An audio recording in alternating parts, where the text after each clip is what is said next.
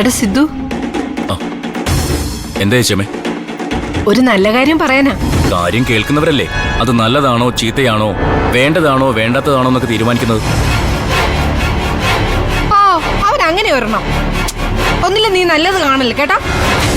ചേച്ചി കാര്യം എന്താന്ന് വെച്ചാ പറ. എടാ ചന്ദ്രമോളുടെ അച്ഛൻ വിളിച്ചിരുന്നു. അതിന്? സിദ്ധേട്ടനെ കാണാൻ എന്റെ അപ്പച്ചി അമ്മായിമാരൊക്കെ വരുന്നുണ്ടെന്ന്. ഈ സന്ദർശകരൊക്കെ വന്ന് കാണാനേ ഞാനെന്താ വല്ല വെള്ളക്കടുവയോ? അല്ല, കൂട്ടിലിട്ട് തത്ത. നീയും ചന്ദ്രമോളും തമ്മിലുള്ള മോതിരമാറ്റത്തിന്റെ മുഹൂർത്തം കുറിക്കാൻ പൊന്നൊരുക്കം നടത്തണം. പൂച്ചയ്ക്ക് എന്താ ചേച്ചി പൊന്നൊരുക്കുന്നിടത്ത് കാര്യം? ആ, ചില പൂച്ചകൾക്കൊക്കെ ഓടവെള്ളവും ചീഞ്ഞ മീനും ഒക്കെ പിടിക്കത്തുള്ളൂ. എടാ, നിന്റെ ജീവിതത്തിന്റെ കാര്യമാ.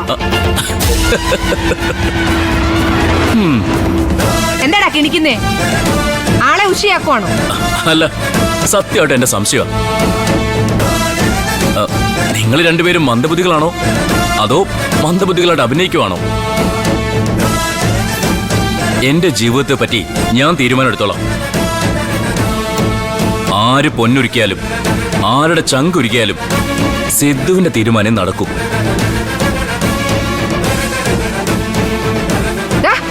സിദ്ധു,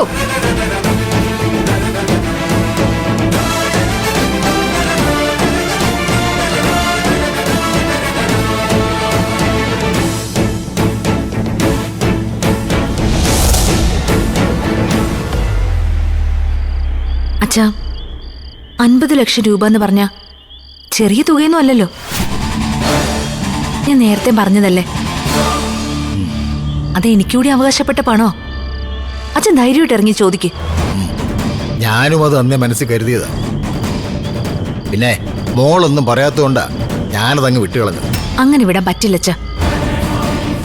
ആ ദേവികയ്ക്ക് ഇപ്പൊ പിന്തുണ കൊടുക്കുന്നത് ഡോക്ടർ നിരഞ്ജനും ഭാര്യയാ. അവരെ ഒന്ന് അടിച്ചിരുത്തിയ ദേവികയുടെ പത്തിയും താഴും. അത് മാത്രല്ല, നഷ്ടപ്പെട്ടു എന്ന് കരുതിയ പണം തിരികെ വാങ്ങിക്കൊടുക്കാൻ കഴിഞ്ഞാൽ സിദ്ധുവേട്ടന്റെ മുൻപിൽ എന്റെ വിലയും കൂടും. അങ്ങനെ പതിയെ ഇവിടത്തെ നിയന്ത്രണം ഞാനങ്ങ് ഏറ്റെടുത്തോളാം. ബുദ്ധിമതി. ഈ നടേശസാറിന്റെ ബുദ്ധി അതുപോലെ തന്നെ മോക്കം കിട്ടിയിട്ടുണ്ട്. ഇച്ചിരി കൂടിപ്പോയെങ്കിലേ ഉള്ളൂ. അച്ഛനെ കളിയൊക്കൊന്നും വേണ്ട. അച്ഛനെ പോലെ തന്നെ ഞാനും ജയിക്കാൻ വേണ്ടി എന്ത് കളിയും കളിക്കും. അങ്ങനെ തന്നെ വേണം. അതാ ഈ നടേശ സാറിന് ഇഷ്ടം. അച്ഛാ, അപ്പൊ നിരഞ്ജൻ ഡോക്ടറുടെ കാര്യം? അത് ഞാൻ ഏറ്റു. പക്ഷേ കാശ് കിട്ടി കഴിയുമ്പോ നടേശ സാറിന് കമ്മീഷൻ കിട്ടണം.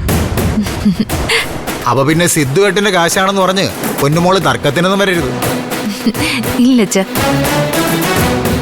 അച്ഛാ, പ്രേമിച്ച് വരുന്നുണ്ട്. ഞാൻ പിന്നെ വിളിക്കാവേ. ആ, ഓക്കെ, മോളെ വെച്ചോ.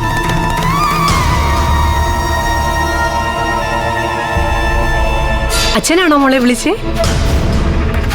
അല്ലാതെ എന്നെ ആരെ വിളിക്കാൻ എന്റെ ചേച്ചിയമ്മേ? പെറ്റമ്മയ്ക്ക് പോലും വേണ്ടാത്തൊരു ജന്മല്ലേ എന്റേത്. എന്തൊക്കെ മോളി പറയുന്നേ? അമ്മയുടെ സ്ഥാനത്ത് എന്നും ഈ ചേച്ചിയമ്മ ഉണ്ടാവില്ലേ?